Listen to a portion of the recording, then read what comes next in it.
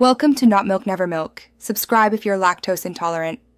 In this video, I will help you use less charge in your iPhone.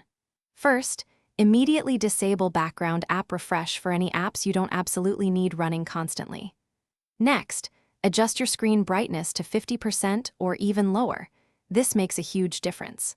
Finally, remember to activate low power mode as soon as your battery level drops below 80% to conserve power effectively throughout your day. These simple steps will start saving you charge right away.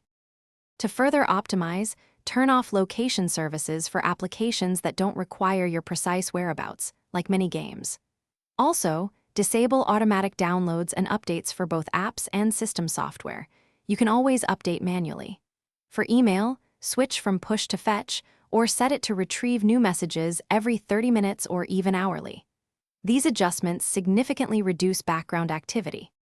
Your usage habits play a big role. Avoid exposing your iPhone to extreme temperatures, especially above 95 degrees Fahrenheit, as this degrades battery health. Always use Wi-Fi instead of cellular data when a stable connection is available, as Wi-Fi is generally more power efficient. Remember to close unused applications from the app switcher. They can still consume power in the background.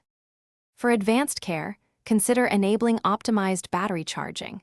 This feature learns your charging habits to reduce battery aging. Regularly review your battery usage statistics in settings to pinpoint which applications are consuming the most power.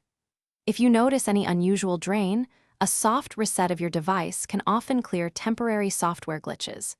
These practices help maintain long-term battery health. Thanks for watching. If this was helpful, leave a like and consider subscribing. See you next time.